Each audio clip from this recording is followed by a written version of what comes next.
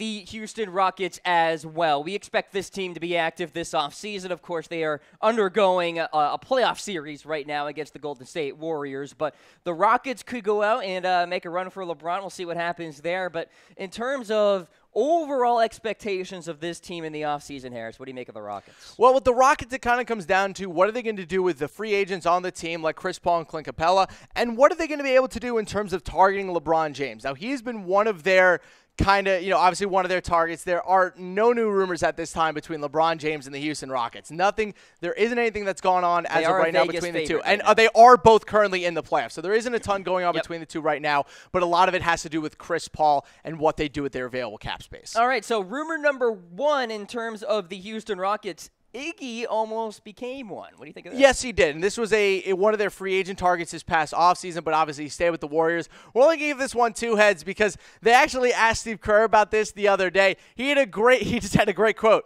We offered him twice as much money. Of course he was going to come back. It was never really a worry. They were going to pay him no matter what. The Rockets are more of just a threat of, hey, if the Warriors don't pay you, come play with us. We know that the Rockets were looking for a versatile wing defender last offseason. They did end up signing P.J. Tucker, who has done a good job for them so far, and they also gave a little bit of money to Luke Mbah-a-Moute as well. So it's a good deal for the Rockets. It's good to see them actually trying to, fight the Warriors. All right, so 2 heads there, Harris. 3 heads on this next rumor. Alessandro coming on over to the Houston Rockets. Yeah, we won't spend too much time on this one. He's an international prospect that they drafted a couple years ago. Going to give this one 3 heads. There are a lot of rumors that he's going to come play in the Summer League for the Rockets. We're only going to give this one 3 heads because I don't think he ends up making the actual NBA team right now.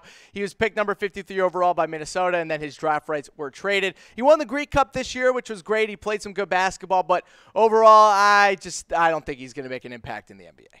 All right, and then let's go to rumor number 3. Clint Capela heading to the Phoenix Suns, Harris? This is a rumor that we've talked about. It's getting more and more kind of heat behind it, with the Suns. Still going to give this one 2 heads because I think the closer and closer we get to the offseason, the more and more clear this rumor is going to become. They are enamored with Capela. They think that he would be the perfect fit and what they've been looking for at the power forward spot for so many years. The ability to shoot a little bit. He's great around the rim, and his defense is fantastic. One of the best rim protectors in the entire NBA. Imagine this lineup, and we have a Suns lineup to show you guys for next year. Let's say they take Doncic at number 1 overall, which I expect them to since they hired his coach from Slovenia, for crying out loud.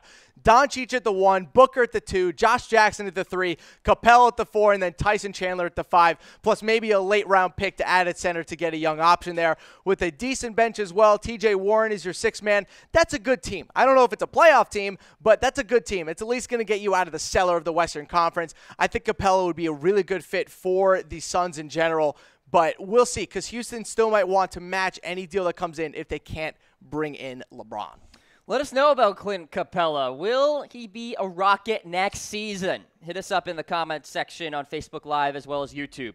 Let's get to the next rumor for the Rockets. Eric Gordon getting traded. This is an option. We're going to give this one 2 heads. This is coming from Bleacher Report, who's talking about what the Rockets would need to do in order to get LeBron James next year. So they would basically have to move Eric Gordon to make room for LeBron and also bring back Chris Paul. He isn't owed a ton of money next year, but he's owed enough that they would have to ship him out of town. He's on the 3rd year now of a 4-year, $53 million deal that, has done well for the Rockets. He's been a really nice player for them. But, again, he's a 6th man. He is a finalist this year for the 6th man of the year. He's a good player overall. But if you're going to have to trade him to sign LeBron James, you trade Eric Gordon to sign LeBron James. He is still a bench player. He doesn't start that often. And the one thing I think the Rockets will miss next year that Eric Gordon helped out a lot with, Chris Paul obviously is always going to deal with injuries at his age. He's just an injury-prone player. It happens.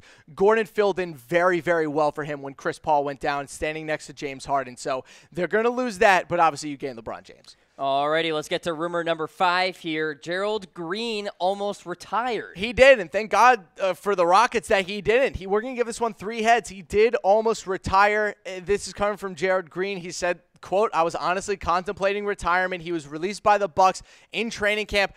But again, like I said, good thing he didn't, because he has been great for the Rockets this year, putting up about 12 points per game in 20 minutes coming off the bench. He's been a perfect fit in their offense with his ability to rebound and also shoot threes. And not to mention, He's from Houston and has said multiple times, and I quote, "I will die for this city." He loves Houston. He loves playing for the Rockets. It was a perfect fit, and I think they'll bring him back next year on a cheap deal just because he's been such a stellar fit with the team. That quote is like something out of 300. It is. He sees, and the thing is, he has said it multiple times this season how much he loves Houston. No one knew he loved Houston this much, but he's obviously from Houston, and it's just great to see him on the Rockets thriving. I will die for Nashville, New Hampshire as well. I don't know if I'll die for Baltimore, Maryland, but, no comment. All right, let's go to rumor number 6 here. Melo was almost a Rocket. Seems like Melo is all over the place. Yes, he was. So we're going to give this one 2 heads because this is a really fun rumor. So obviously Melo to the Rockets was his top destination this offseason. If you throw it back to Melo's going to get traded, the Rockets were the number 1 option. And the Rockets were, quote-unquote, optimistic about a potential 3-way trade with him. But talks did fizzle out after the Knicks fired Phil Jackson. Apparently it got to a point where James Harden texted him, quote, "Yo, you're coming to Houston." And then it didn't happen. So, the gray mystery of Phil Jackson as the Knicks GM continues. Obviously, he's the president of basketball operations as well. But he didn't end up going to the Rockets. As we know, he went to the Thunder instead. We do not know at this time what the Rockets were offering the Knicks for Carmelo Anthony. But whatever it was, wasn't enough.